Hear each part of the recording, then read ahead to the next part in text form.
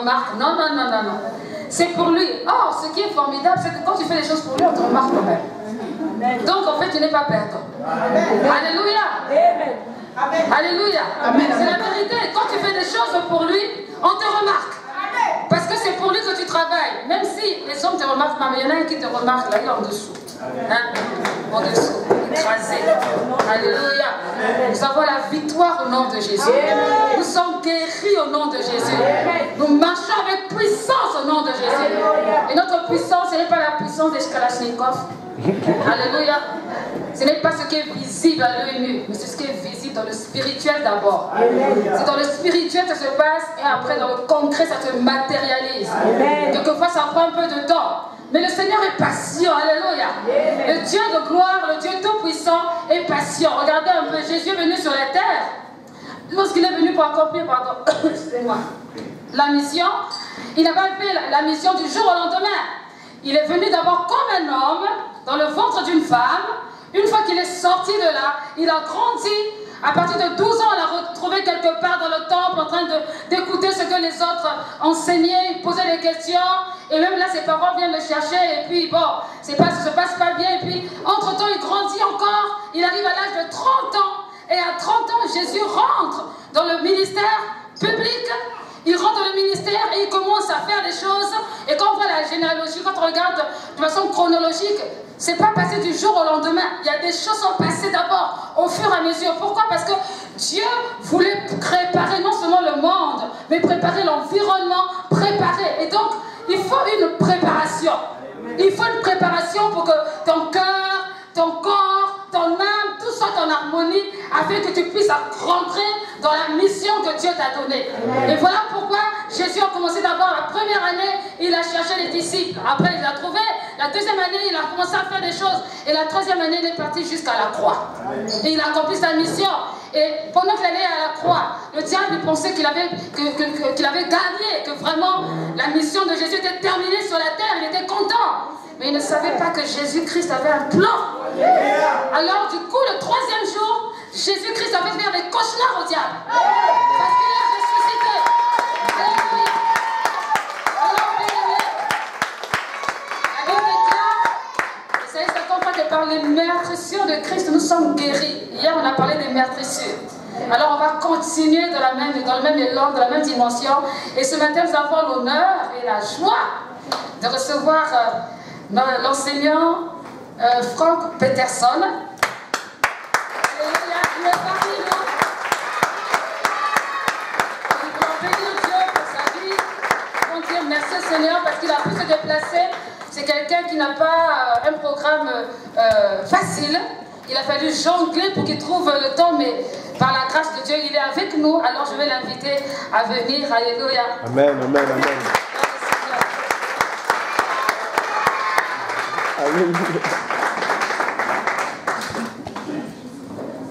Merci, merci beaucoup.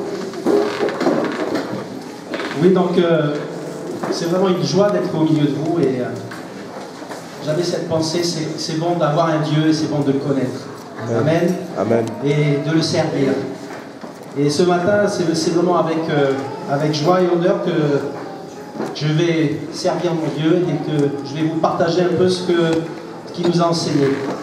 Alors tout d'abord, je voudrais me présenter. Voilà, je suis Frank Peterson Stuart. Je suis donc infirmier en psychiatrie à Cadillac. Et je suis marié, 3 enfants. Voilà.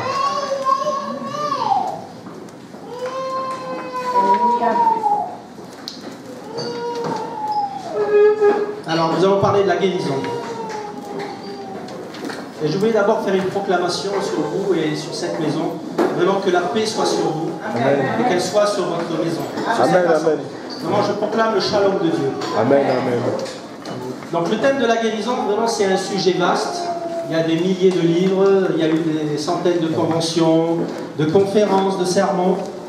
Alors, qu'est-ce que je vais bien pouvoir vous apporter de plus ce matin? Donc, à la suite de Myriam, hier après-midi, vraiment, notre désir, c'est vraiment de vous présenter la parole, mais avec ça, dans les mots, dans les racines de ces mots. Parce que, comme vous le savez, elle a été traduite en français, mais toute traduction est une perte, en fait, dans la substance que Dieu a révélée dans ces mots. Donc, je vais vous parler beaucoup de mots grecs, d'hébreu. J'espère que je ne vais pas trop vous embêter avec ça. Mais sachez que c'est vraiment la langue de Dieu aussi. L'hébreu, c'est avec cette langue qu'il a créé l'univers. Donc, c'est vraiment une langue qui est porteuse vraiment de puissance. Alors, ce thème de guérison. Le mot guérir, c'est vrai, on le trouve de nombreuses fois dans la parole, mais du fait de la traduction, on ne se rend pas compte qu'il y a différents mots qui sont à l'origine de ce mot guérir. Nous, on lit le mot guérir et puis ça s'arrête là. Mais derrière, si on creuse, si on enlève, on se rend compte qu'il y a des mots différents. Alors pourquoi? Est-ce que vous pensez que c'est un hasard? Avec Dieu, il n'y a pas de hasard. Et c'est ce que aussi j'aimerais vous faire partager si vous êtes étudiant de la parole de Dieu, c'est que quand vous lisez le texte, que vous vous posiez des questions. Pourquoi Dieu dit ça? Pourquoi tel détail? Pourquoi il précise cette chose? Alors, la parole, quand on la lit, c'est pas un roman, c'est pas des nouvelles, c'est pas un livre d'histoire, c'est la parole de Dieu.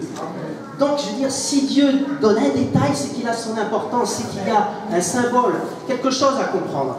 Et c'est vrai que pendant des années, moi, et peut-être vous, on a lu cette parole comme ça, et on a trouvé quelque chose.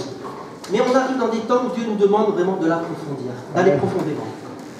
Alors, je vais vous lire un passage, justement, où vous allez voir le mot guérir, et je m'arrêterai quand je vais citer ce mot guérir, et je vous dirai le mot en grec qui est, parce qu'il est différent.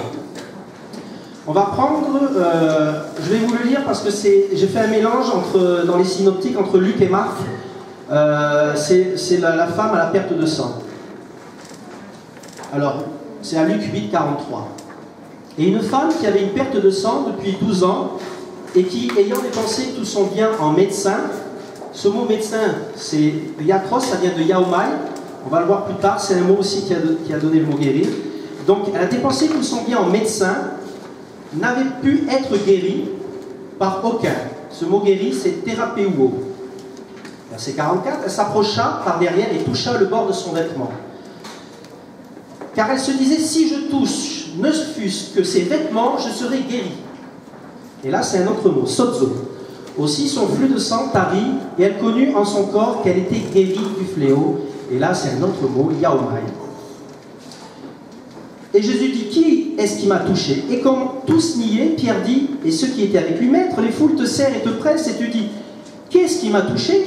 Et Jésus dit, quelqu'un m'a touché, car je sais qu'il est sorti de moi de la puissance. Et la femme, voyant qu'elle n'était pas cachée, vint en tremblant, et se jetant devant lui, déclara devant tout le peuple pour quelle raison elle avait touché et comment elle avait été guérie, yaomai, instantanément. Verset 48, et il lui dit, aie bon courage, ma fille, ta foi t'a guérie, à nouveau le mot de sozo, va-t'en en paix et sois guérie de ton fléau. Et là, ce mot guéri, c'est encore un autre, oujies. Alors, nous allons essayer de comprendre et de voir ces nuances à travers tous ces mots. Je vais commencer par le mot sozo. Alors, ça va être de la révision un petit peu, parce que je crois qu'Irène en a parlé hier, mais je vais vous donner une approche un peu différente. Donc, ce mot grec signifie sauver, délivrer, guérir. Mais l'idée principale de ce mot sozo, c'est d'être rendu libre de tout type de limitation, d'oppression et d'esclavage. Je vous redis, être rendu libre de tout type de limitation, d'oppression et d'esclavage. Alors lorsqu'on évoque ce verbe, cela nous fait penser à la libération et l'asservissement des Hébreux en Égypte.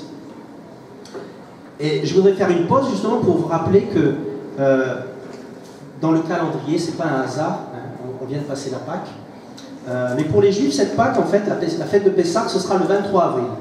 Donc on y arrive. Et pourquoi je vous parle de cette fête? Et notamment, donc, ce mois, il y a la fête de Pessah, c'est le mois de Nissan en hébreu. Et ce mois de Nissan, sa racine, elle vient du mot Nes, qui veut dire miracle. Et pour les Juifs, ce mois, ils le dénomment comme le mois des miracles des miracles. Et pour eux, le temps n'est pas comme certains quelque chose de linéaire. Pour eux, le temps, c'est quelque chose de cyclique. C'est pour ça qu'il y a des fêtes qui reviennent.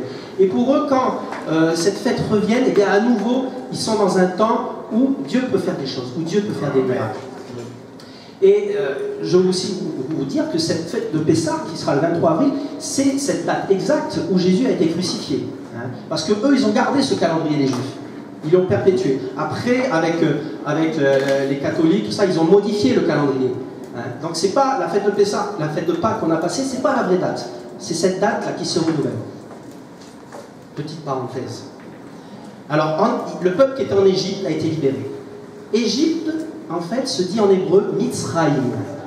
Et il provient de la racine Metzar, qui signifie ce qui est pressé, limité, confiné. Donc la libération d'Égypte fait suite à l'événement du sacrifice de l'agneau de Pâques et considéré par le peuple juif comme l'événement fondateur de leur identité, comme le jour de naissance de leur existence en tant que peuple de Dieu. Pour nous chrétiens, Jésus est l'agneau de Pessah et l'agneau de Pâques, donné par le Père. Voici l'agneau de Dieu qui ôte le péché du monde. Jean 1, 29. Et il porte en son nom même, en hébreu Yeshua, ce qu'il est appelé à accomplir. En effet, Yeshua vient du verbe Yasha, être ouvert, large et libre. Et par implication, sauver, délivrer, libérer, emmener en un lieu sûr.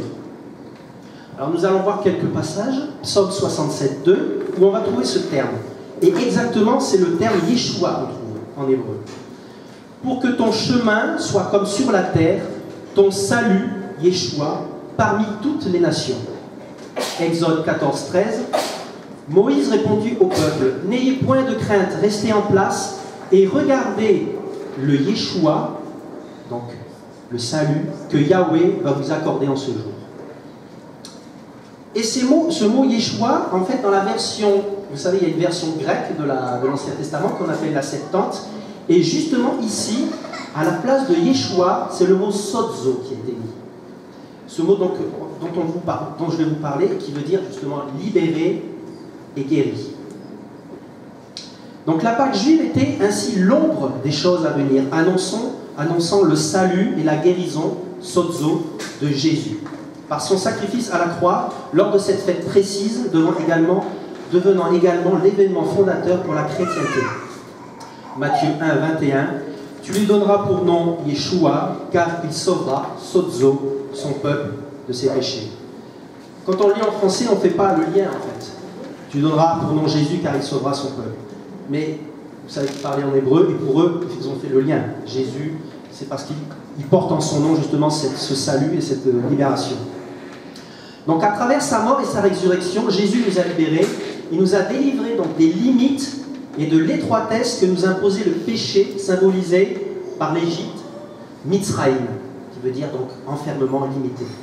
Et il y a des lieux en nous où subsistent des limites que nous n'arrivons pas à dépasser. On se sent lié, limité, enfermé par des situations ou par notre éducation, notre environnement ou par notre vie passée sans Dieu, avec son lot d'échecs, de traumatismes ou de péchés qui ne nous rendent pas libres et qui nous mettent en Égypte. Des limites qui nous empêchent d'être qui nous sommes vraiment. C'est-à-dire la personne que Dieu désire que l'on soit depuis la fondation du monde. Donc nous voyons vraiment ici, dans l'étymologie de ces deux mots, le remède apporté à la maladie, là où il y a enfermement, oppression, c'est le sens de Mitzraïm, Égypte. Dieu a apporté la libération et une ouverture, c'est le sens de Yeshua, ce mot qu'a donné Sozo. Donc Dieu a ouvert la porte de la prison de notre péché. Le soleil de justice a chassé les ténèbres de l'Égypte. Le but de la délivrance n'est pas seulement pour le peuple ou le pays, mais pour qu'à travers leur libération, la volonté du Père puisse être menée à son achèvement. Que ta volonté soit faite comme dans le ciel, aussi sur la terre. Et c'est vrai qu'en regardant, c'est exactement en fait le sens des fois on le dit, que ta volonté soit sur la terre comme au ciel. Non. L'ordre précis, c'est que ta volonté soit faite comme dans le ciel, aussi sur la terre. Et cette liberté retrouvée nous permettra en effet de poursuivre pleinement cette volonté dans nos vies, sans restriction due au péché ou à la maladie. Et c'est pourquoi, pour nous aussi, Yahweh va nous accorder en ce jour ce sozo. Rappelons-nous que le peuple hébreu a été libéré de l'asservissement d'Égypte dans un but précis. Exode 9.1, « Laisse aller mon peuple pour qu'il retourne sur leur terre et s'installe. » Non. Mais plutôt, « Laisse aller mon peuple pour qu'il me serve. » Nous sommes sozo pour être des serviteurs de Dieu, pour l'écouter et lui obéir. Mais à la différence de Pharaon, Dieu ne nous impose pas ce service. Il doit être volontaire, accompli de tout notre cœur. Souvent on trouve dans la parole qu'ils nous servent de tout leur cœur. Jean 5,30, je ne puis rien faire, moi, de moi-même. Je juge selon ce que j'entends et mon jugement est juste, car je ne cherche pas ma volonté, mais la volonté de celui qui m'a envoyé. Le seul objectif pour Jésus était d'accomplir la volonté de son Père. Il n'a jamais recherché son intérêt personnel. Il est venu pour sozo, pour sauver, pour guérir les hommes, pour qu'ils puissent à leur tour rechercher de tout leur cœur cette volonté pour leur propre vie. Nous avons vu cette correspondance étroite entre Jésus et l'œuvre sozo qu'il est venu nous apporter. Notre part, à chacun de nous, est de venir à Jésus avec le cœur ouvert pour recevoir de lui. Nous sommes appelés à rechercher le royaume de Dieu et sa justice. Malheureusement, parfois cet objectif s'éloigne de nous plus qu'il n'en s'en approche. Jésus, lui, étant sans péché, il pouvait donc en tant qu'homme librement faire la volonté du Père. Par contre, en ce qui nous concerne, le péché nous éloigne de cette volonté. Donc si vraiment certains ici reçoivent vraiment cet appel, qui ne connaissent pas Jésus, il est venu vraiment pour vous libérer, pour vous sozo. Et je voudrais maintenant parler un peu rapidement de la signification du mot péché. Vous le savez certainement, en fait, le mot péché, en hébreu et en grec, a le sens de manquer la cible. Comme un tireur à l'arc, il tire et il rate sa cible. Romains 3, 23, car tous ont péché et n'atteignent pas ou manquent la gloire de Dieu. Il y a un but dans nos vies qui aura comme fin de nous amener à la gloire de Dieu. Mais quand nous ratons l'objectif divin, et donc quand nous péchons, cela nous enferme, cela nous tient liés spirituellement, et la maladie peut être une traduction dans nos corps physiques. Car en nous, le spirituel n'est pas compartimenté du matériel. Nous sommes un tout. Je dis peu, car toutes les maladies ne sont bien sûr pas dues au péché. On le voit ça dans Jean 9,3. Jésus répondit, ni celui-ci n'a péché, ni ses parents, mais c'est afin que les œuvres de Dieu soient manifestées en lui. Mais la parole de Dieu nous dit aussi que ça peut être le cas. Jean 5, 14. Après ces choses, Jésus le trouva dans le temple et lui dit, voici, tu es guéri, ne pêche plus, de peur que pire ne t'arrive. Nous comprenons ainsi pourquoi le mot sozo peut signifier à la fois sauver et guérir. Car le sozo de Dieu a pour but ultime de me libérer de l'enfermement spirituel et physique pour pouvoir le servir. Être guéri, c'est aussi être sauvé, car dans les deux cas, je suis rendu libre de faire la volonté du Père, comme Jésus le faisait.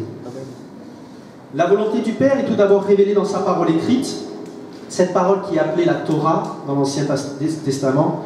Ainsi, si le péché a le sens de manquer la cible, le chemin que Dieu nous indique, nous allons voir que la signification du mot Torah est tout le contraire. Nous indiquons ainsi, si besoin est, que si nous écoutons la parole de Dieu, nous serons sur le bon chemin. En effet, le nom féminin Torah provient de la racine verbale yara, signifiant tirer des flèches vers une cible avec force et exactitude, et par extension indiquer le chemin, montrer une direction. Donc le sens de Torah, ce n'est pas simplement la loi, fais ou ne fais pas. Le sens de Torah, c'est vraiment un enseignement, c'est Dieu qui montre le chemin, qui montre la main. C'est vraiment ce terme yara, c'est comme lancer la main comme ça pour montrer le chemin. Et c'est pour ça que c'est le sens de lancer la flèche. Car si Jésus nous sauve et nous guérit, sozo, encore faut-il ensuite utiliser cette liberté pour prendre le bon chemin.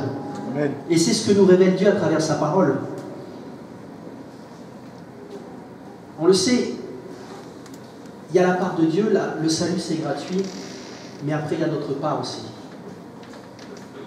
Job 22, 22 reçoit l'instruction de sa bouche et met ses paroles dans son cœur.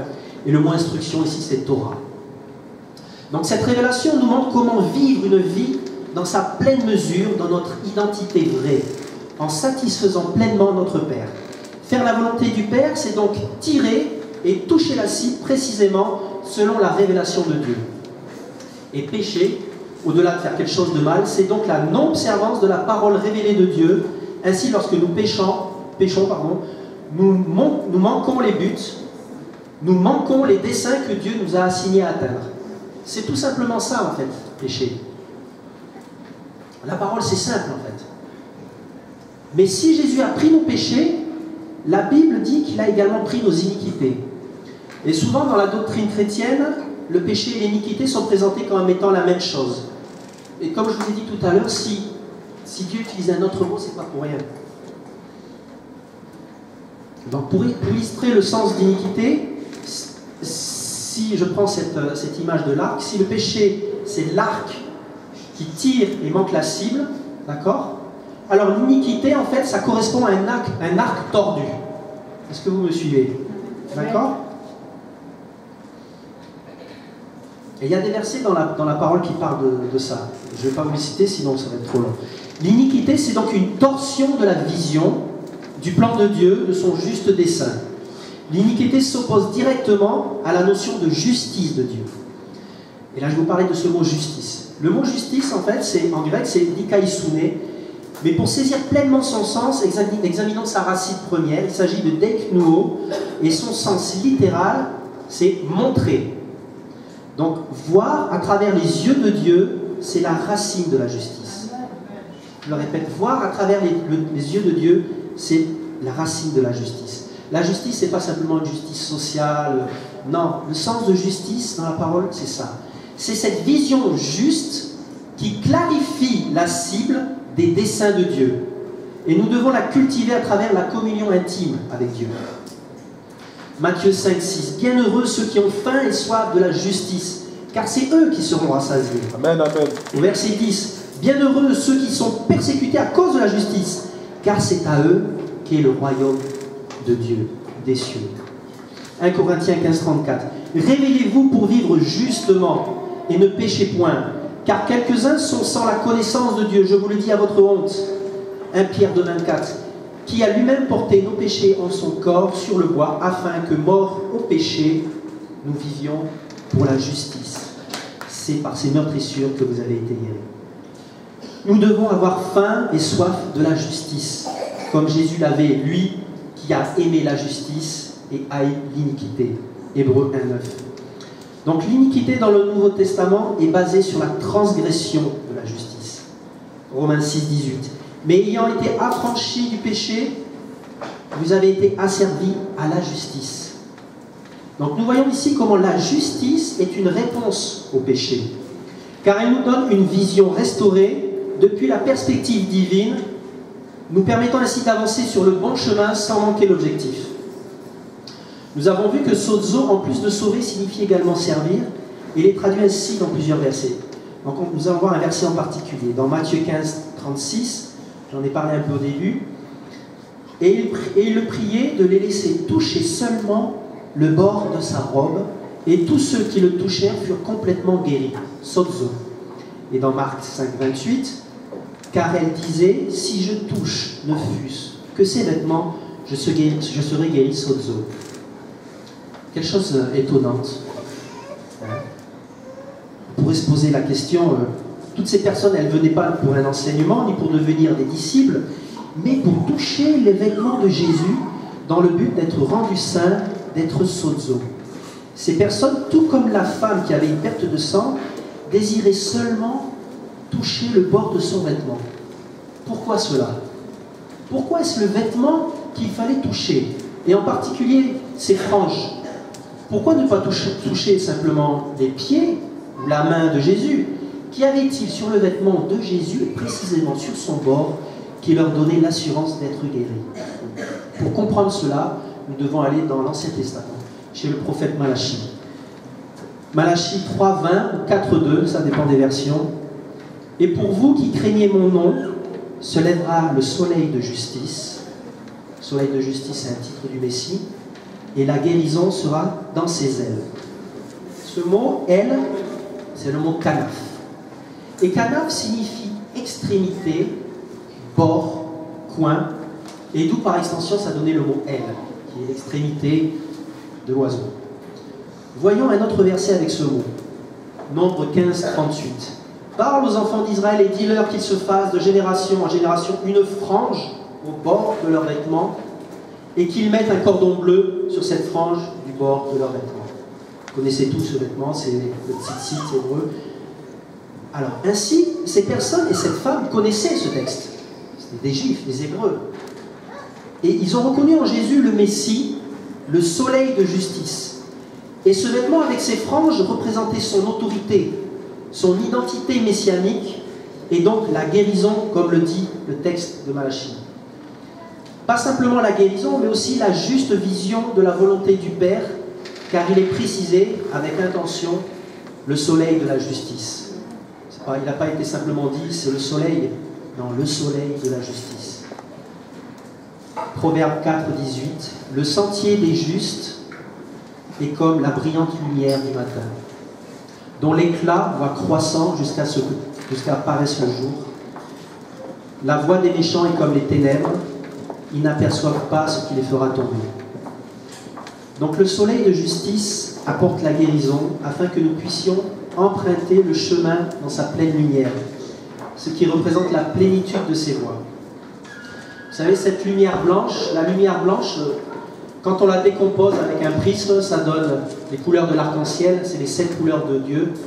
Et c'est un enseignement aussi, je ne sais pas si Myriam a amené un livre sur ça, parce que c'est tout un enseignement en lui-même. Et cet esprit, en fait, ces 7 couleurs, ça représente la plénitude des voies de Dieu.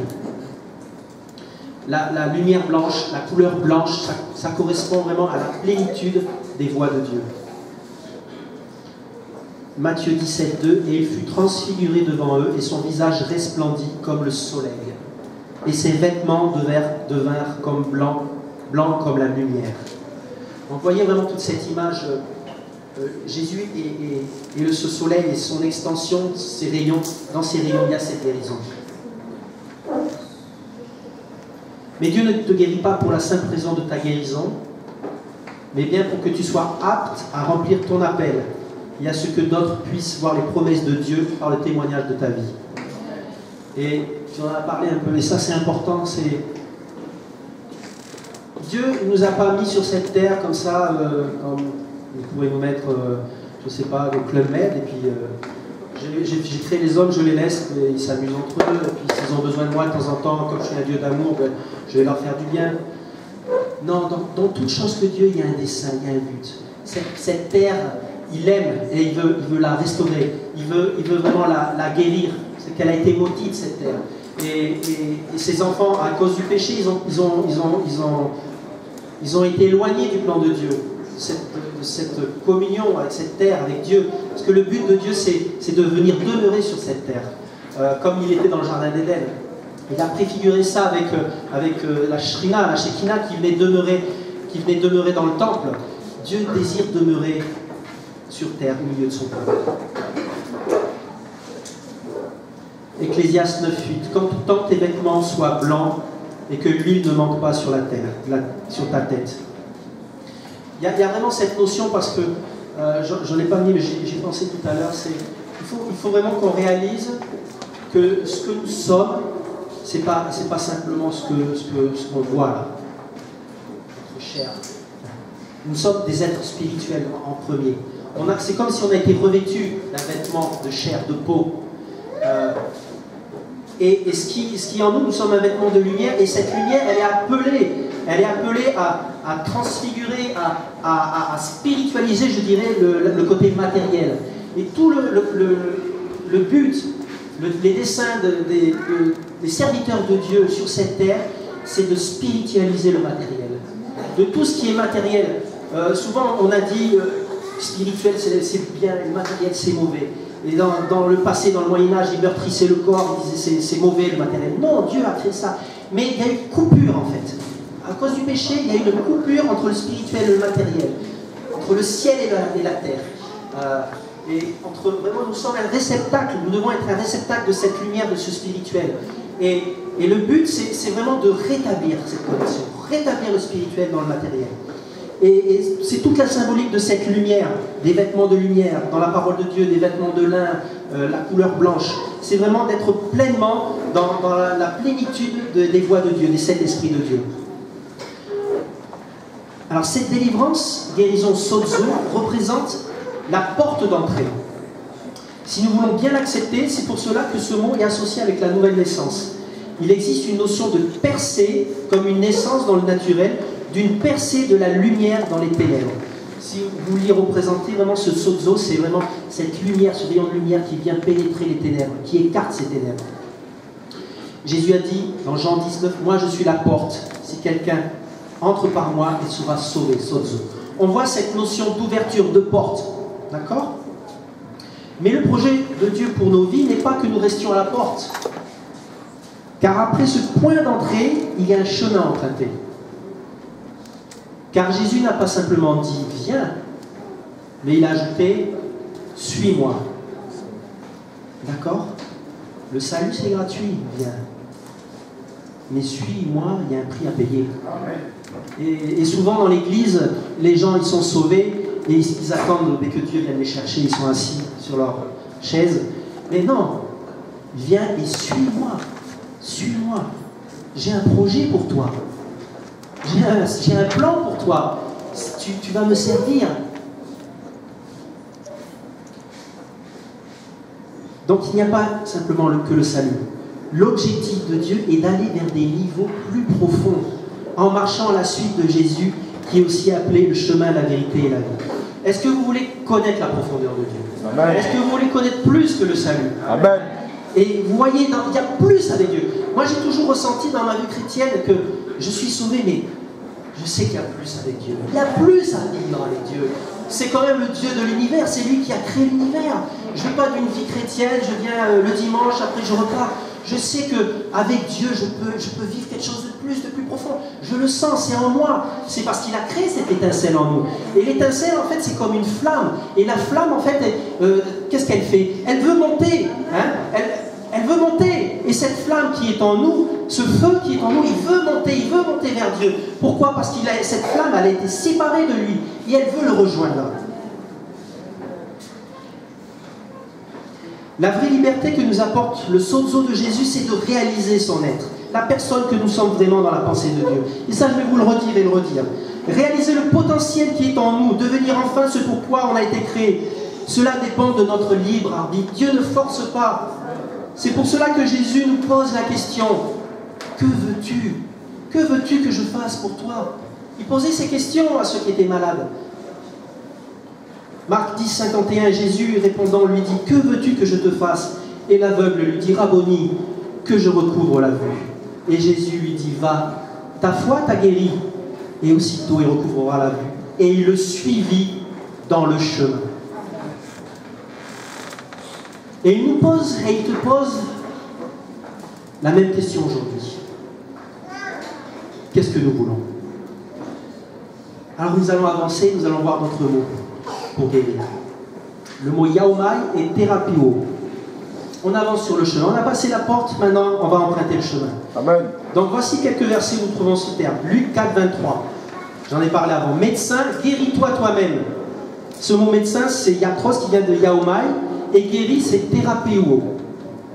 Luc 8, 43, je vous le relis. Et une femme qui avait une perte de sang depuis 12 ans, ayant dépensé tout son bien en médecin, n'avait pu être thérapio par aucun.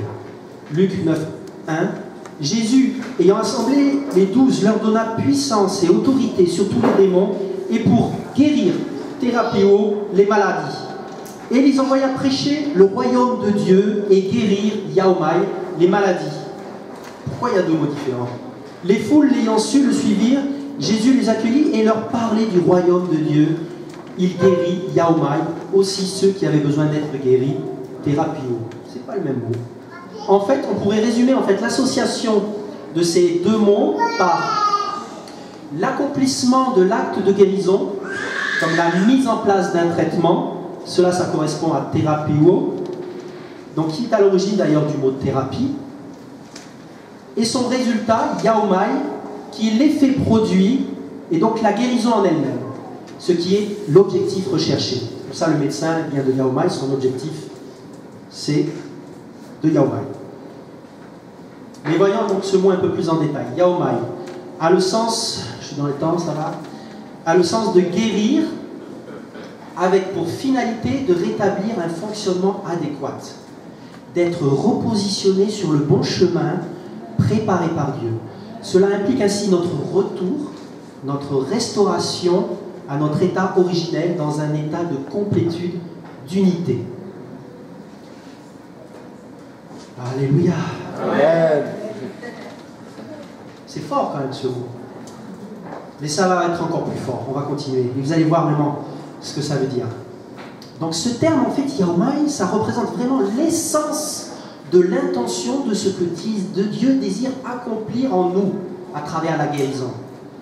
Sa volonté est de remettre toutes choses correctement dans un état fonctionnel, là où il nous a placés, là où il nous a plantés.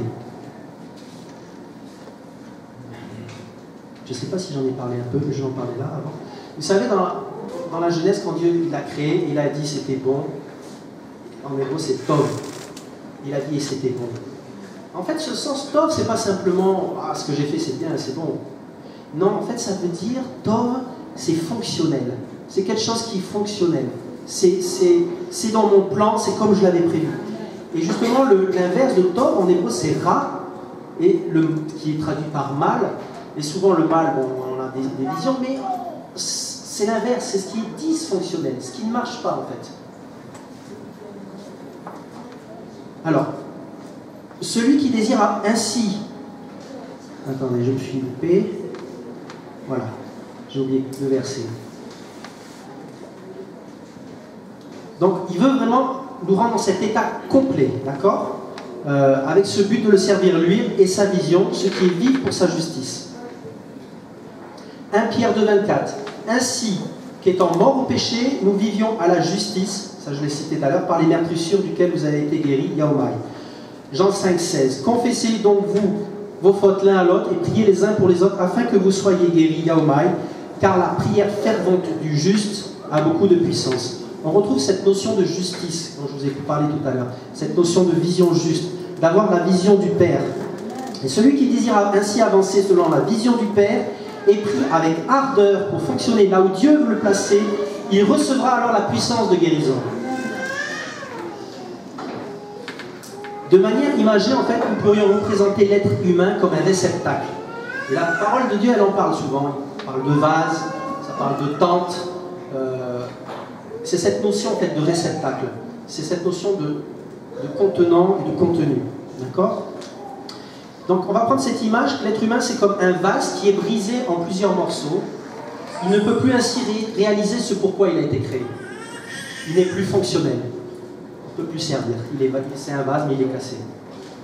Et la maladie rend de même notre corps dysfonctionnel, isolant des parties les unes des autres et nous isolant ainsi du monde. Vous avez compris l'image ?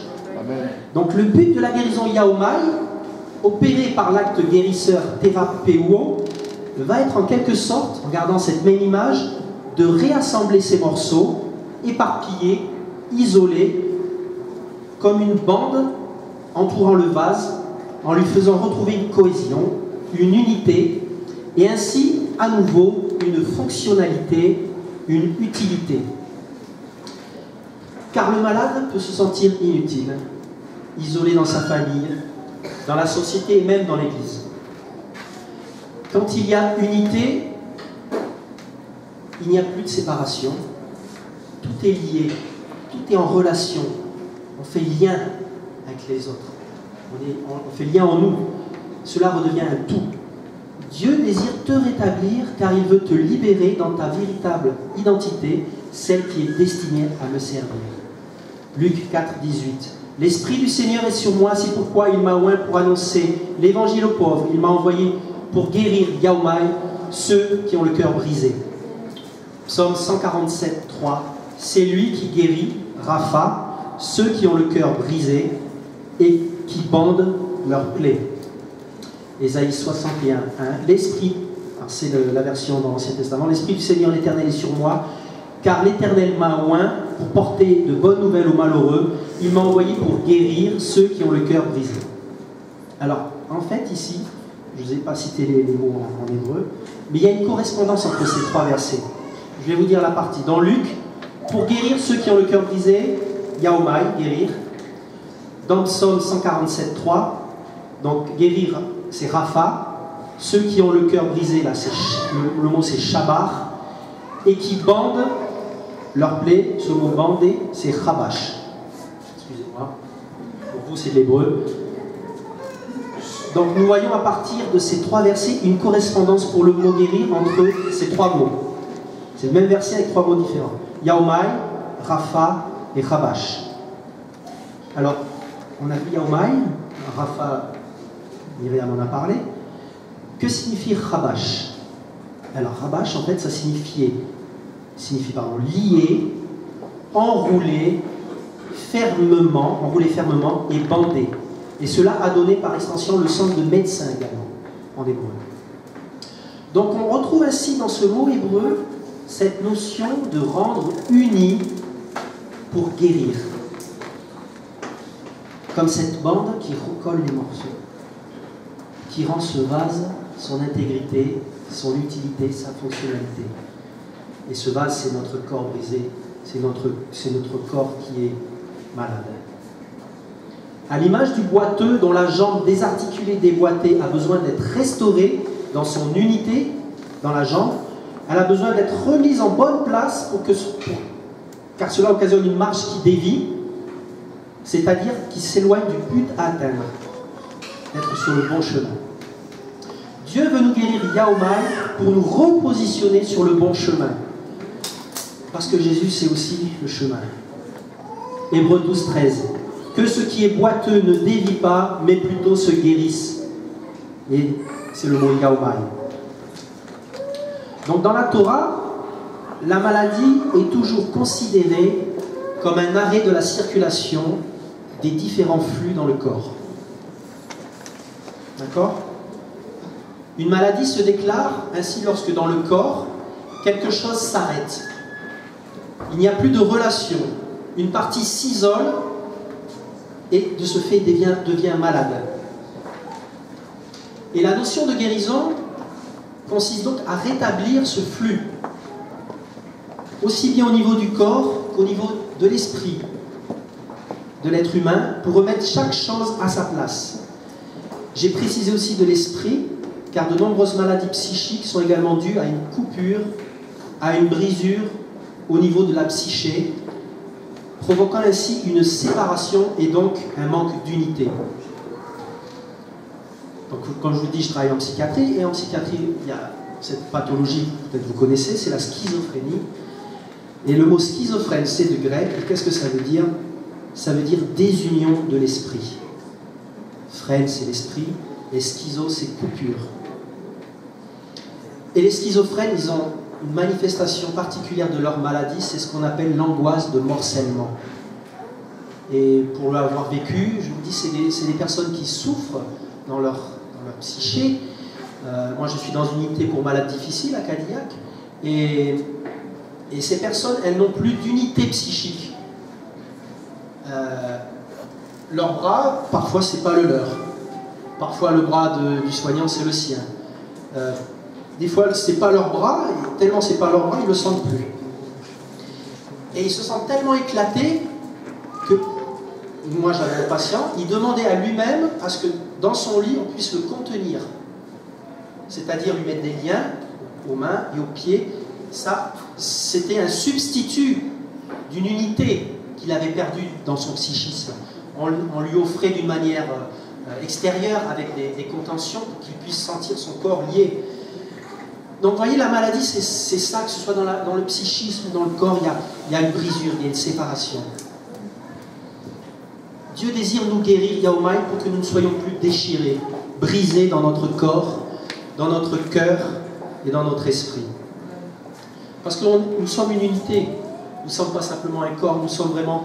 En hébreu, il y a trois termes pour désigner l'être humain, l'âme, il y a la neshama, il y a le ruach, il y a le nefesh. Et ces trois mots, ils sont traduits par âme. Et parce que nous sommes une pensée, nous sommes un cœur, des émotions, et le nefesh, c'est le côté matériel qui est lié au corps, qui nous permet d'agir dans ce monde. La neshama, c'est l'âme qui est la plus élevée, qui est en contact avec Dieu. Et il faut que aussi dans cette âme, qui est tripartite, en trois parties, qu'il puisse y avoir aussi un flux, le flux divin qui puisse circuler. Comme le sang dans le corps, l'âme aussi, il y a le flux. Et quand il n'y a pas cette unité aussi dans notre âme, là aussi, c'est une maladie.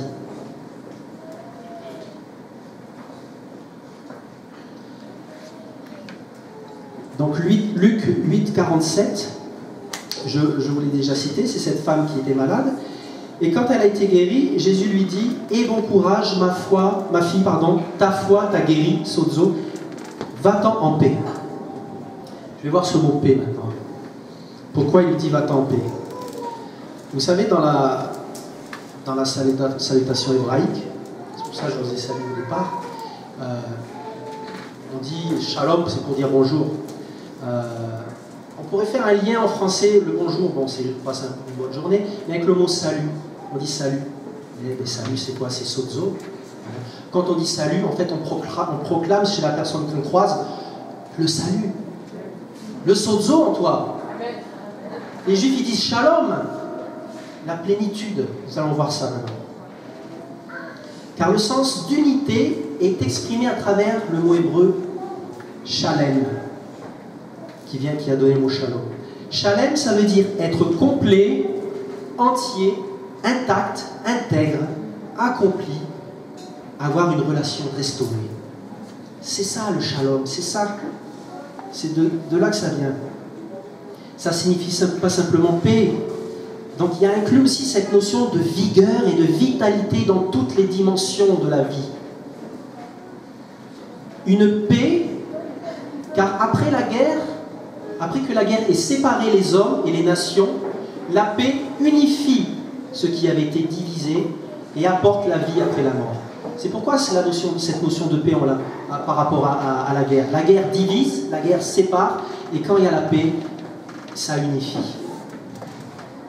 Donc chercher la paix, c'est donc aussi rechercher Dieu pour qu'il nous restaure, nous rétablisse dans notre appel, pour que nous soyons ce qu'il avait prévu avant la fondation du monde, pour que nous soyons rétablis dans notre fonction qui avait été volée, tordue par l'ennemi, et ainsi être à nouveau intègre, entier et en paix avec nous-mêmes.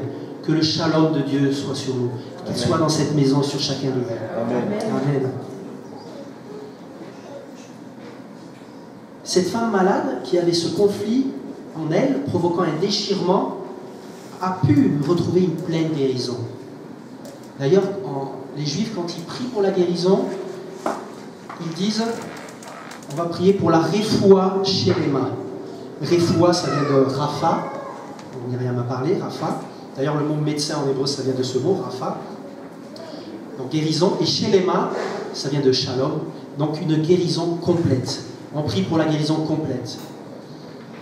Et Jésus a pu ainsi lui dire va et fonctionne maintenant selon ton identité qui a pleinement été restaurée. C'est ça en un seul mot. Vous voyez la profondeur de l'hébreu. Quand il lui a dit va en shalom, et elle a compris ça. Va et fonctionne maintenant dans ton identité qui a pleinement été restaurée. N'écoute pas l'ennemi qui va essayer à nouveau de te voler, de te tordre cet état d'intégrité retrouvé. Ainsi, va en paix. Être à nouveau fonctionnel pour réaliser la volonté de Dieu nous mettra en position d'autorité sur notre lieu d'appel, là où Dieu nous a assignés pour fonctionner en partenariat avec lui et ses anges. Amen. Le don des guérisons qu'on trouve dans 1 Corinthiens 12, 8, 28 et 30 vient de ce mot Yaomai, nous indiquant ainsi le dessein final attendu à travers ce service de l'Église, qui est, comme dit précédemment, une restauration complète de notre être, là où Dieu désire nous placer. Notez que j'ai dit le don des guérisons, pas le don de guérison. C'est un pluriel. Nous montrons ainsi la particularité de chaque personne. Dieu n'apporte pas un remède général, mais spécifique selon l'appel de chacun. Dieu peut guérir, ça aussi c'est important, Dieu peut guérir différemment une même maladie. Car l'objectif, ce n'est pas la maladie, qui peut être identique chez plusieurs personnes, mais ce qu'elle bloque, c'est-à-dire l'identité qui, elle, est spécifique à l'individu et que Dieu veut rétablir. Amen. C'est pour ça qu'il faut vraiment faire confiance à Dieu. Dieu, il nous voit individuellement. Ce qu'il voit, c'est ton appel. Voyons maintenant le mot thérapio, c'est-à-dire comment ce service de guérison s'accomplit, car comme dit un peu plus tôt, thérapio, c'est l'accomplissement de l'acte de guérison, la mise en place d'un traitement. Alors, Acte 4, 14, envoie et voyant là présent avec eux l'homme qui avait été guéri, thérapio, il n'avait rien à opposer. Lorsque nous choisissons de nous mettre au service de Dieu, nous nous rendons disponibles. Nous nous faisons réceptacles de la puissance de Dieu. Amen. Hein, il a reformé le vase. Nous sommes à nouveau un réceptacle pour l'accomplissement du thérapio, avec ce sens de guérir en tant que service de Dieu. Donc thérapio a le sens de guérir et servir aussi. Assurer un service, être serviteur, guérir, soigner, traiter, prendre soin, apporter un remède, restaurer la santé. C'est ce mot qui a donné thérapie, qui est un moyen de prévenir, de traiter, de soigner ou de soulager une maladie. Hébreux 3,5. Pour Moïse, il a été fidèle dans toute la maison de Dieu comme serviteur, thérapone, ça vient de thérapio, comme serviteur pour rendre témoignage de ceux qui devaient être annoncés. Moïse a été fait thérapeute pour rendre témoignage de ce qui devait être annoncé. Alors, Moïse est appelé thérapéo. Pourtant, on ne voit pas trop dans l'Ancien Testament, il n'a pas guéri. Donc, thérapéo, ce n'est pas simplement guérir, nous allons voir, il y a une notion de service. Car ce mot serviteur, ça vient de ce mot aussi. Nous mettre à son service, c'est ce que Dieu désire pour son peuple. Rappelons-nous ce qu'il a dit à Pharaon, laisse aller mon peuple pour qu'il me serve. Le but final de la délivrance, sozo qu'on a vu, c'est donc le service, thérapio. Dans le Nouveau Testament, le terme thérapio n'est pas le terme le plus commun pour parler de la notion de serviteur. Il y a d'autres mots. Il est utilisé, je crois, 2-3 fois simplement pour ce terme. Il est utilisé dans l'Épître aux Hébreux pour une raison, car il fait directement référence à Nombre 12:7. Il n'en est pas ainsi de mon serviteur Moïse qui est fidèle dans toute ma maison. Voilà. Dans ce passage, le mot serviteur en hébreu c'est ebed. Et c'est traduit thérapon en grec, donc dans la Septante. Comme dans l'Épître aux Hébreux, ainsi, les lecteurs juifs pouvaient faire le lien entre ces deux versets. Ces lecteurs juifs, beaucoup, ils lisaient en fait la Torah qui était en grec à l'époque, c'était les Grecs qui dominaient, donc ils lisaient l'Ancien Testament en grec. Donc quand il y a eu cet épître aux Hébreux, ils ont fait tout de suite le lien, serviteur de Moïse, avec ce mot. Donc dans ce mot thérapio existe également l'idée du partage du même toit, impliquant des services et obligations mutuelles, car nous sommes appelés aussi à être les serviteurs des uns des autres. Galates 5:13. D'où aussi la référence dans ces versets, serviteurs de toute la maison de Dieu, ou les gens de sa maison, qui représentent l'assemblée des serviteurs de Dieu. De même que Moïse, serviteur de Dieu, a été la main puissante de Dieu pour libérer son peuple afin qu'il serve Dieu dans le désert, de même, nous, à la suite de Jésus, qui lui-même est venu pour servir, nous pourrons accomplir ce service divin, thérapio, pour guérir ses fidèles, ceux de sa maison, pour qu'ils le servent en écoutant sa parole. D'ailleurs, ce qui est intéressant aussi, c'est qu'il a rappelé à aller dans le désert pour servir. Et en hébreu, vous savez, le mot désert, c'est midbar. Et ça veut dire, en fait, ça vient de la racine dabar, qui veut dire parole. Donc, désert, on pourrait le traduire. Le M devant, ça veut dire c'est d'où provient. On pourrait dire d'où provient la parole. Le désert, il y avait une parole. Dieu les a amenés là pour qu'il y ait une parole. Et ce mot d'ailleurs, midbar, dabar, parole, c'est le même mot qui a donné le Saint des Saints, il est appelé le débir également. Parce que dans le Saint des Saints, dans la présence de Dieu, dans sa gloire, il y a une parole. Et c'est là où Dieu veut nous amener. Donc dans ces versets, le serviteur thérapio est qualifié aussi de fidèle. Moïse, il est appelé serviteur fidèle, on l'a vu. Il ne s'agit pas simplement de celui sur lequel on peut compter.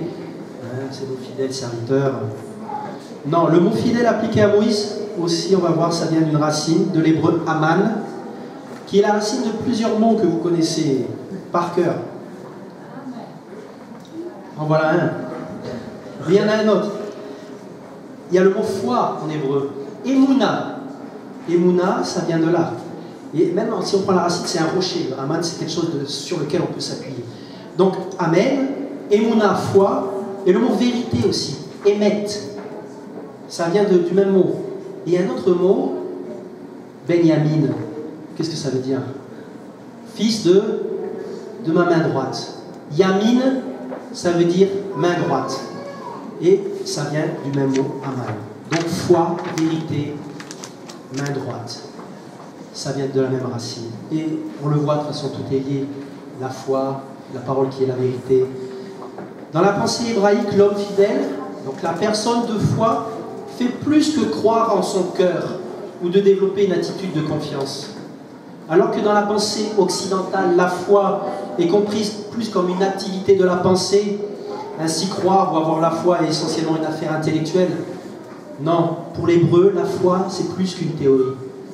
Ce n'est pas savoir que Dieu existe ou savoir qu'il agira. La foi n'est pas passive, elle est active. Et ainsi, elle entreprend avec fermeté, suivant la volonté de Dieu pour accomplir ses desseins, en sachant avec assurance et certitude que Dieu sera là dans une relation de partenariat. Je vous le redis, la foi, elle est active. Elle entreprend avec fermeté, suivant la volonté de Dieu, pour accomplir ses desseins, en sachant avec assurance et certitude que Dieu sera là dans une relation de partenariat. Son assurance et sa conviction mentale sont transformées en action. C'est pour ça, dans Jacques 2,17, qu'il est dit que la foi sans les œuvres n'a pas de sens. Et c'est cette notion aussi, rapidement je vous en parle, j'en parle là. Ouais. Lorsque nous avons une attitude de foi, cela donc équivaut dans la parole à se tenir en communion avec Dieu à sa main droite. D'accord ? Quand vous lisez la parole, c'est des clés de lecture, ça. Quand vous verrez main droite, ça veut dire ça, se positionner à la droite de Dieu pour recevoir sa parole prophétique, sa vision. D'accord ? Ça, c'est la position du serviteur à la main droite de Dieu. Et donc, il est en attente de recevoir cette parole, les instructions du Maître du monde. Et sur cette parole, il agira, cela correspond à la main gauche. C'est la foi et les œuvres. Et c'est aussi une image que j'aime bien, c'est aussi rappeler cette notion de bien viser la cible, de ne pas manquer la cible. Et bien c'est la vision aussi de celui qui tire à l'arc. Dans l'Ancien Testament, on sait que les fils, les benjamites, nombreux étaient gauchers en fait. Et c'est aussi la tribu qui a donné le premier roi. Les benjamites tiraient donc de l'arc, ils étaient gauchers, donc ils tenaient comme ça, et ils tiraient. Donc la main droite, c'est la pensée de Dieu, et la main gauche, c'est celle qui va agir, mais qui va agir quand Dieu le désira. Je suis en attente, je ne tire pas ni à, parce que pour viser une cible, c'est ni avant ni après, sinon je manque la cible. Donc je tiens fermement la parole de Dieu, je me tiens à la droite de Dieu, j'ai sa pensée. Je la garde en moi comme un intercesseur, un serviteur. Et j'attends quand il me dira d'agir. C'est pareil, des fois on reçoit des prophéties, des fois Dieu ne nous appelle pas à les donner tout de suite. J'ai reçu la pensée de Dieu, j'attends. Et Dieu me dit, vas-y maintenant, tu agis. Et là je lâche. Et parce que j'ai écouté Dieu, mais je ne manque pas la cible. Et donc je n'ai pas péché. Et donc j'ai eu la justice, je marche dans le chemin. Tout est lié.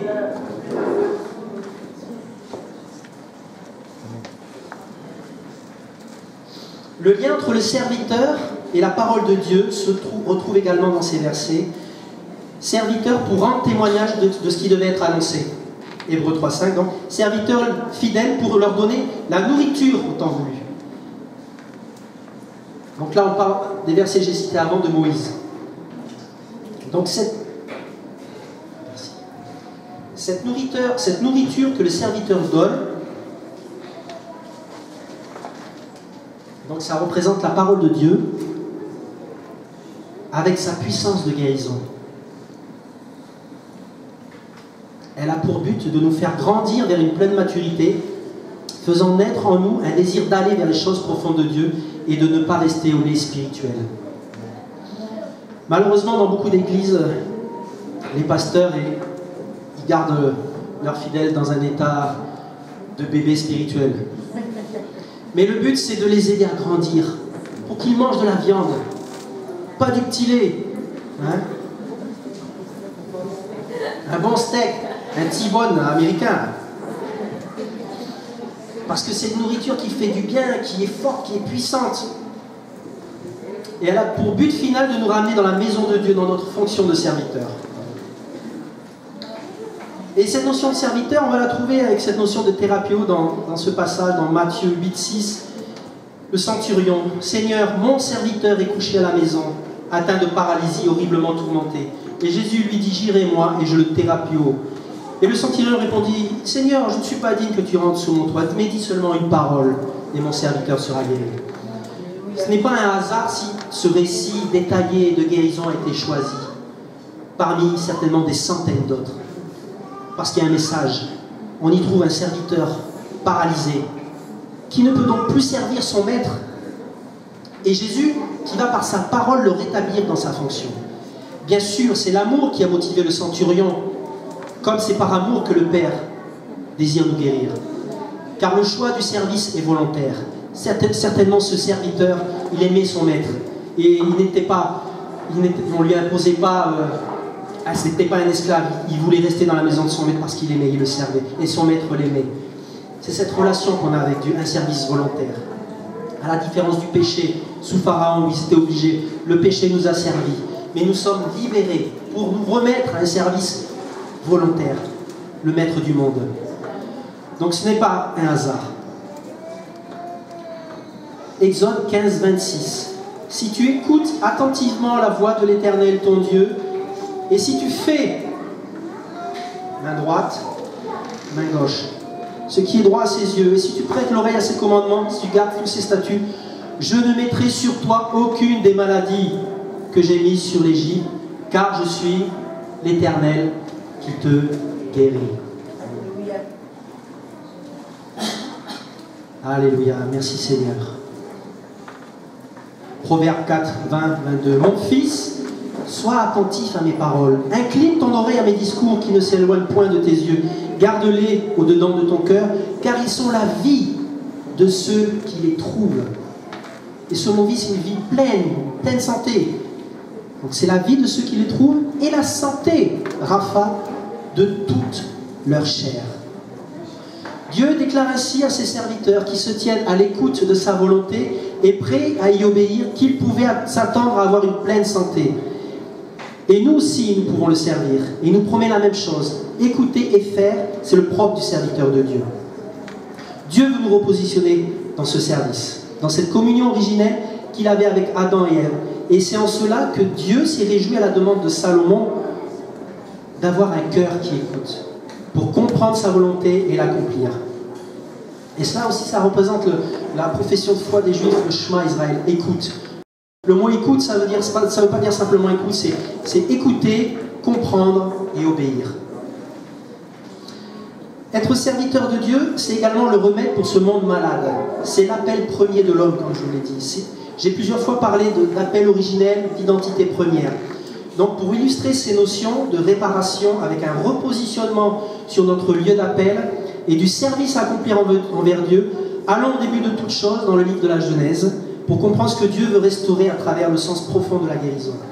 Genèse 2, 8. Et l'Éternel planta un jardin en Éden vers l'est et il y plaça Soum, en hébreu, l'homme qu'il avait formé. En 2.15, l'Éternel Dieu prit l'homme et le plaça, c'est pas le même mot, c'est Noach, dans le jardin d'Éden, pour le servir et le garder. Parfois c'est traduit cultiver, mais le mot c'est Ebed. C'est le même mot qui dit mon serviteur Moïse. Le servir et le garder.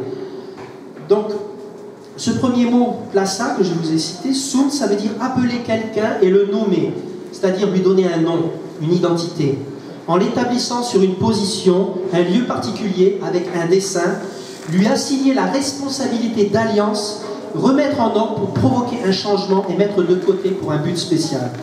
Ce positionnement était d'une grande importance pour les desseins de Dieu. Et pour qu'il s'accomplisse, Dieu y avait placé l'homme. Quand Dieu appelle un homme et le place sur une position précise, il va l'équiper pour accomplir son dessein. Et c'est ce que va apporter le deuxième verbe traduit par plaça. C'est le mot noir, qui désigne la visitation du souffle de Dieu reposant activement sur une personne en vue de l'équiper. Ce noir demeurera donc sur les individus qui s'engagent pour accomplir les desseins de Dieu. Et nous entrons dans ces temps de Noé, de noir. C'est le même mot. Dieu recherche des hommes et des femmes qui sont prêts à accomplir ses buts pour la terre. Et c'est pour cela qu'il veut nous guérir. L'appel premier de l'homme était de dominer la création et de s'établir là où Dieu l'avait placé. Dieu n'a pas simplement placé Adam sur terre, il y a mis pour être son collaborateur. Et pour cela, il a placé l'autorité sur ses épaules pour accomplir sa volonté.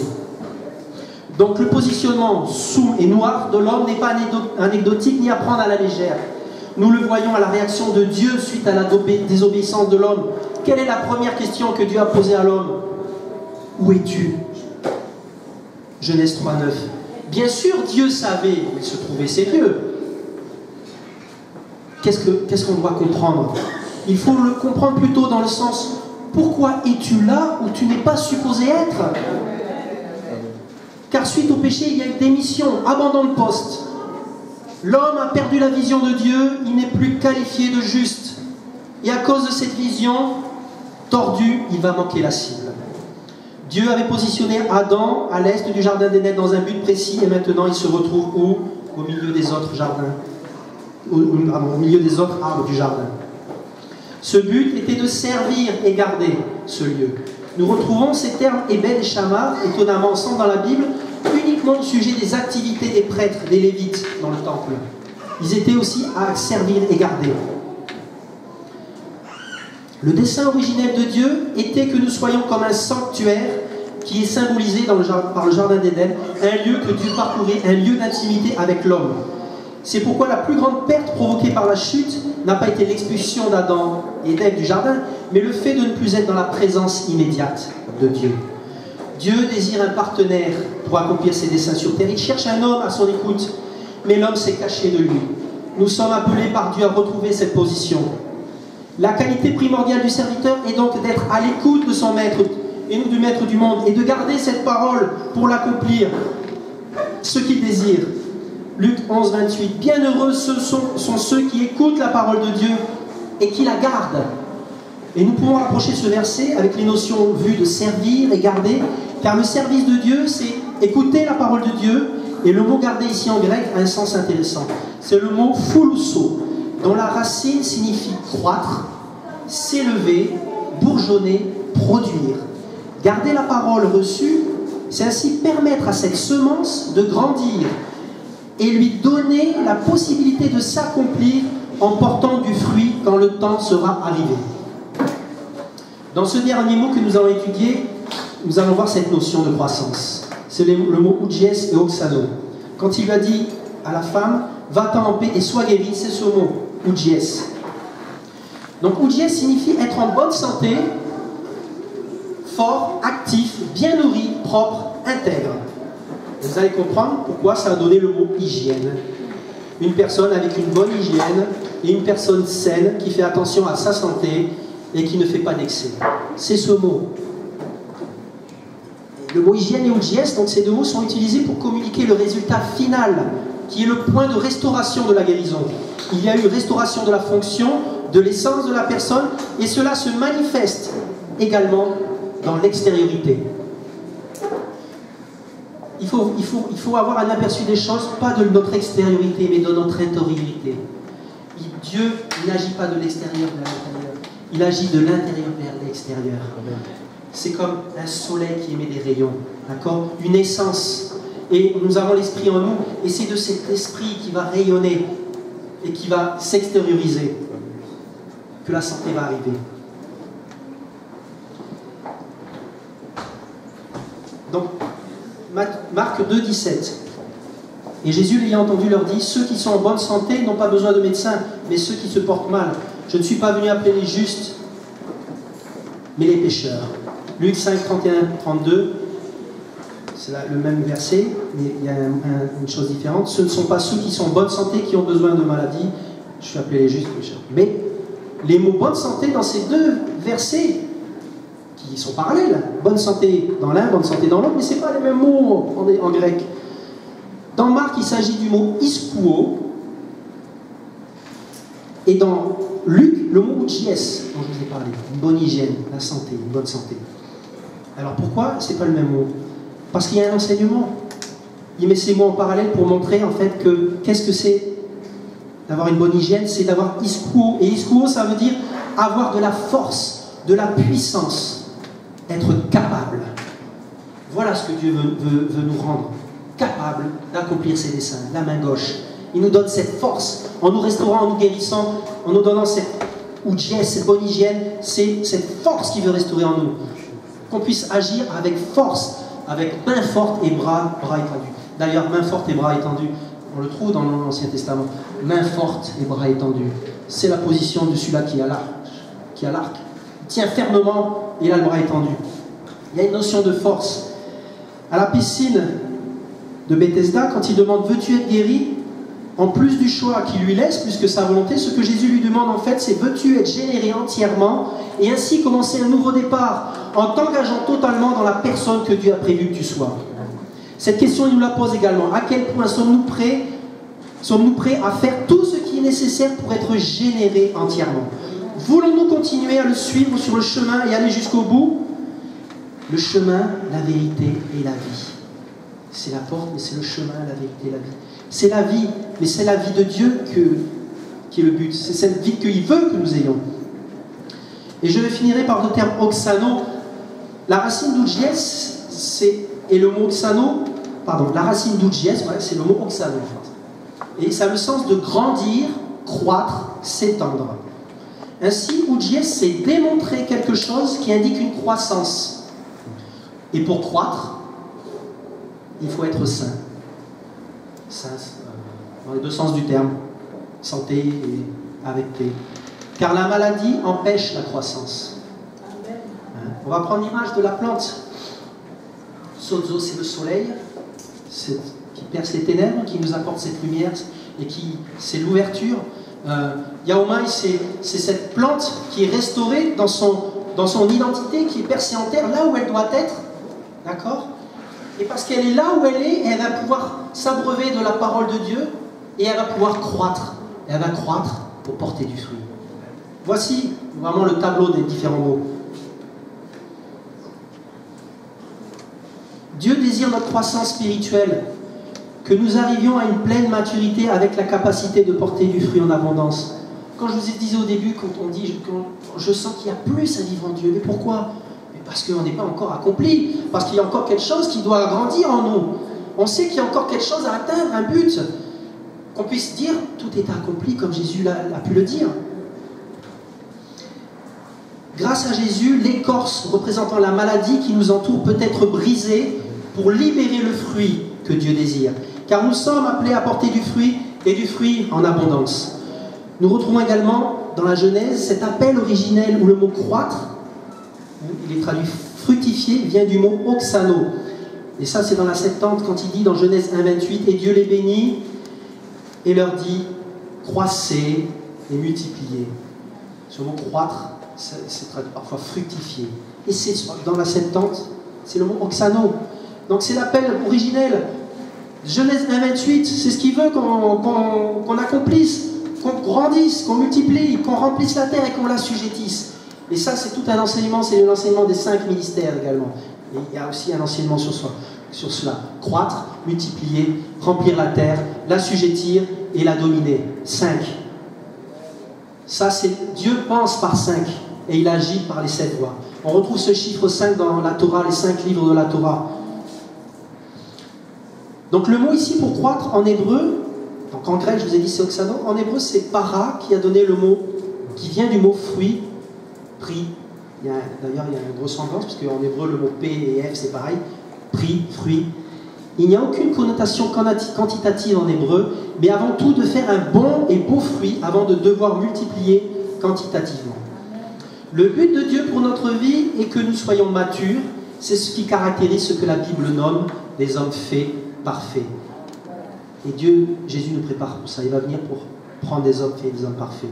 Hébreux 5,14. Mais la nourriture solide est pour les hommes faits, qui par le fait de l'habitude ont le sens exercé à discerner le bien et le mal, le tov et le ra. Fait ou parfait vient du mot téléos. Et il y a un sens aussi merveilleux là-dedans. Ça signifie en fait ce mot pleine croissance accomplie. Donc des hommes faits ou parfaits, ce que Dieu vient rechercher, c'est l'épouse que Jésus va venir rechercher, celle qui est habillée de blanc, les 7 esprits. Cette épouse, c'est celle qui est en pleine croissance et accomplie. Elle est prête. Elle est prête pour les noces de l'agneau. Elle s'est préparée. C'est celle où il ne manque rien de ce qui est nécessaire pour être dans un état complet. Nous sommes appelés à croître jusqu'à l'accomplissement de l'identité prévue. Voulons-nous nous inscrire dans la progression prévue pour nous?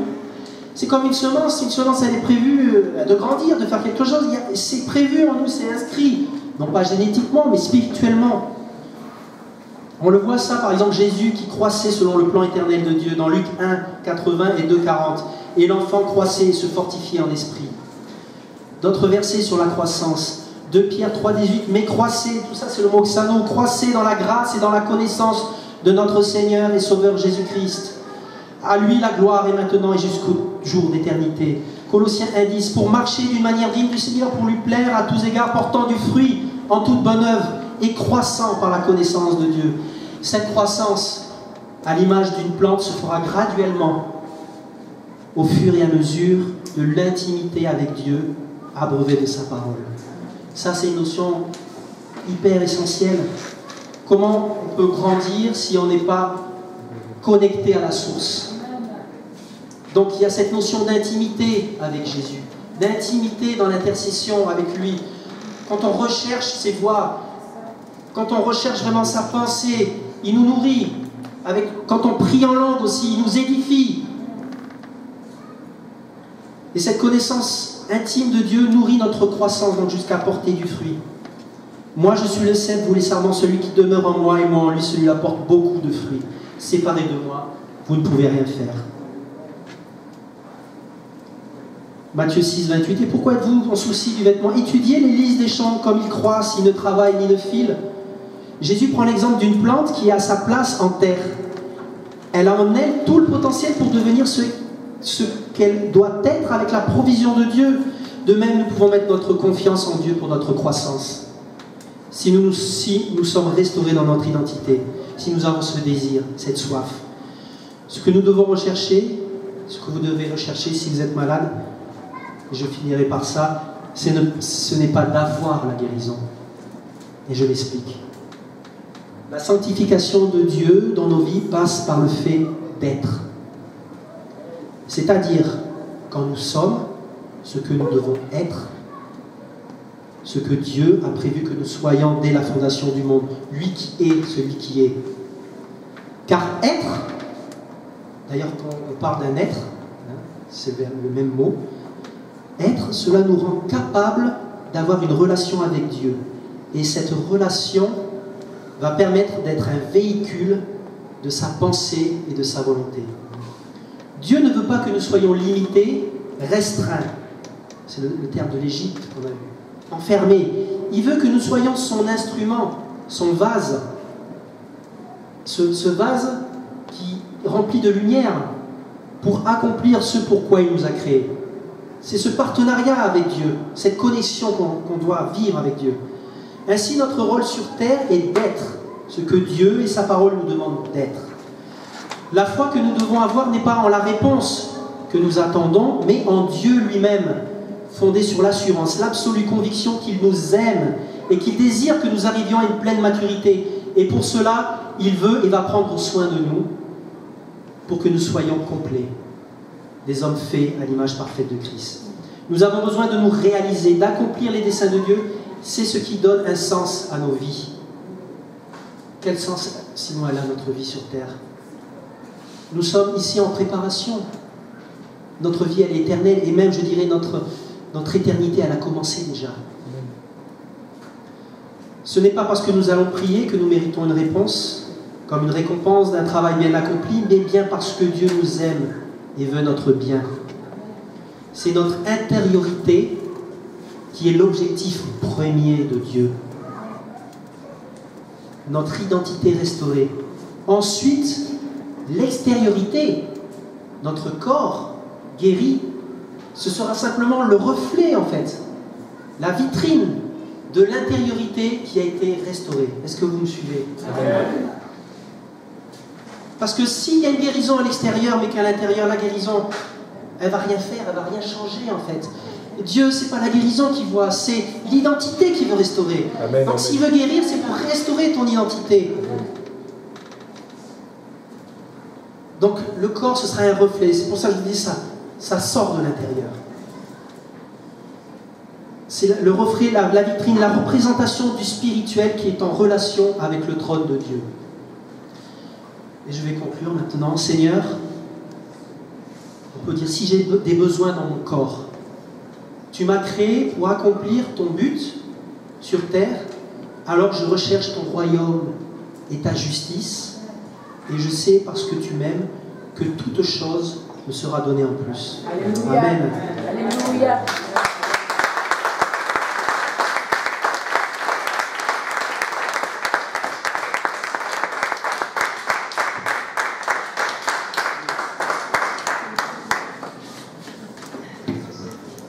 Alléluia. Amen. Je voudrais, s'il vous plaît, qu'on puisse se lever tous ensemble et qu'on puisse prier pour la parole qui a été donnée. J'espère que vous avez bien mangé et que la digestion sera effective, parce que le but ce n'est pas d'avoir des séminaires, mais le but c'est de pouvoir recevoir et pouvoir mettre en pratique après, afin qu'on puisse tous, chacun, rentrer dans la dimension que Dieu a prévue. Parce que quand on vient dans la présence de Dieu, c'est pas pour rester comme on est, mais c'est pour sortir comme Dieu veut qu'on soit. Amen. Donc je voudrais que tu conduises un petit temps de prière concernant tout ce que tu viens de...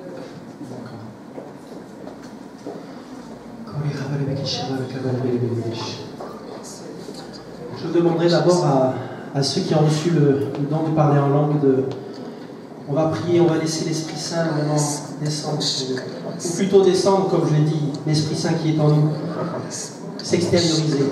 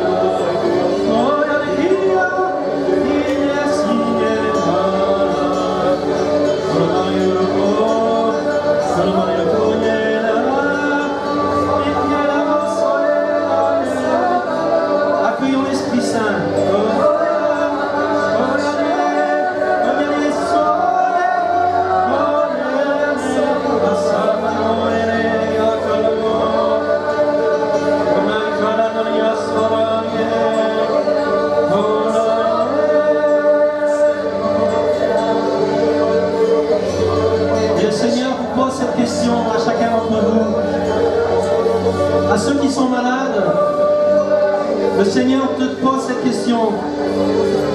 Que veux-tu que je fasse pour toi?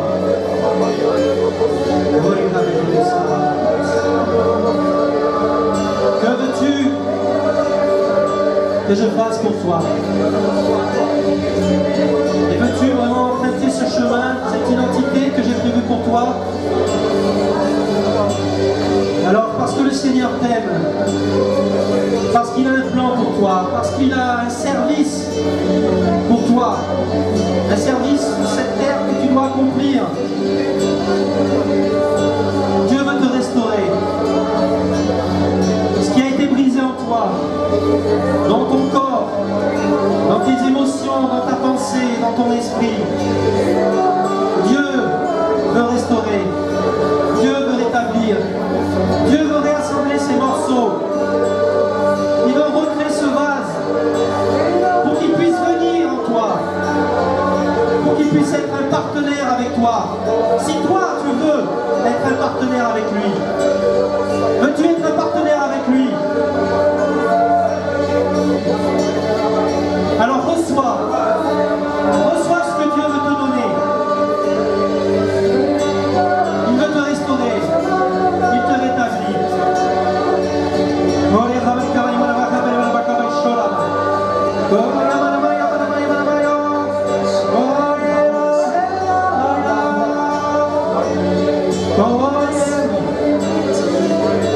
Que tu puisses dire oui Seigneur, je veux te servir. Oui Seigneur, jusqu'à présent j'ai vécu ma vie. J'ai tenté de vivre le mieux possible ma vie chrétienne. Mais ce que je veux vivre Seigneur, c'est la pour moi. Une vie qui est pleine. C'est la vraie vie que tu veux pour moi. Parce qu'elle correspond à mon être, à mon identité. Et cette identité, elle a été tordue, volée par l'ennemi. Et Dieu veut te la redonner, veut la rétablir. Alors reçois tout simplement. Parce que tu es fait pour recevoir. Tu es un vase et Dieu veut te remplir. Dieu veut te réparer. Dieu veut te guérir. Que veux-tu que je fasse pour toi?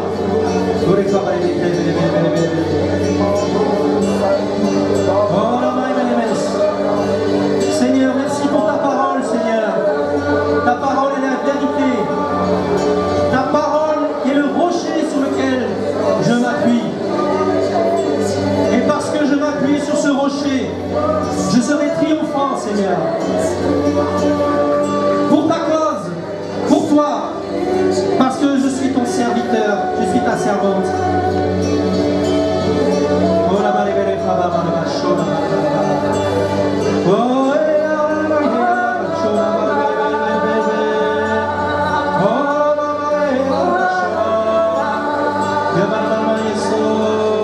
Si certains veulent s'approcher pour qu'on prie pour eux, n'hésitez pas.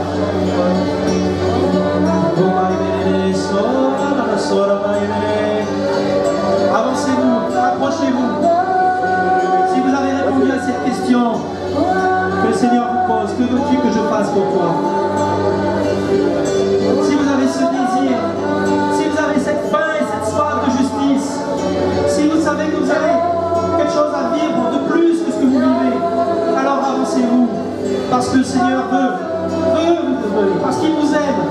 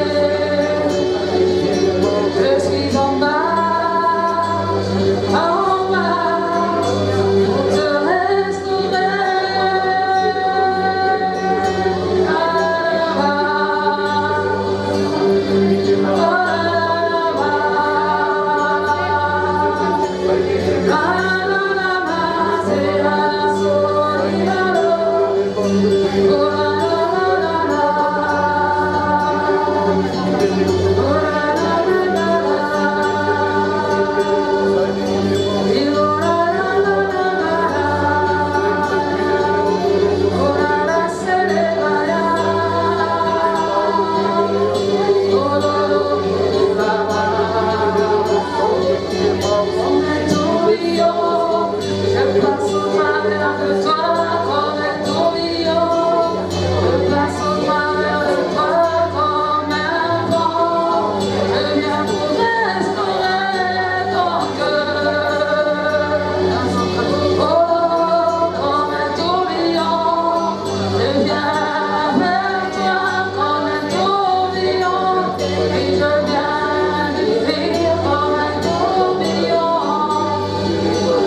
Je viens vers toi. La la la la la la. Oh la la ma serenoa. Oh la la la la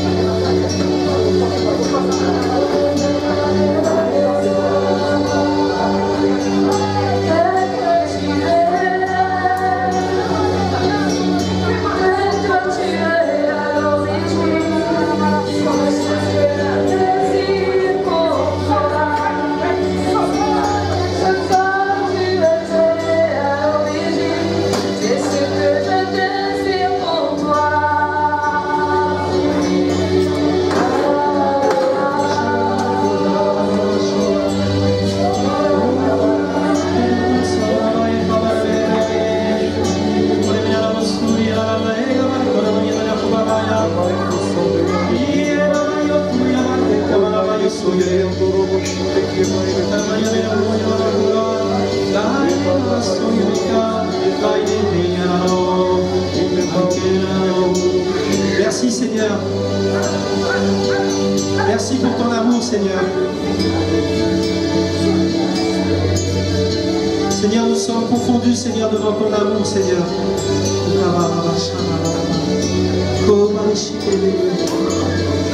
Merci Seigneur de nous avoir créés Seigneur. Merci Seigneur de nous avoir mis sur terre pour te servir Seigneur. Seigneur, nous voulons nous abandonner encore à toi Seigneur. Parce que Seigneur, nous rentrons Seigneur dans les temps de la fin Seigneur. Le temps s'accélère Seigneur. Et tu accélères les choses en nous aussi Seigneur. veux accélérer peut-être la croissance en nous. Merci Seigneur, de tant d'amour. Alléluia Seigneur. Louez le Seigneur. Alléluia. Gloire au Seigneur. Parce qu'il a compris. Alléluia. Gloire à Dieu. Alléluia. Alléluia. Gloire à Dieu.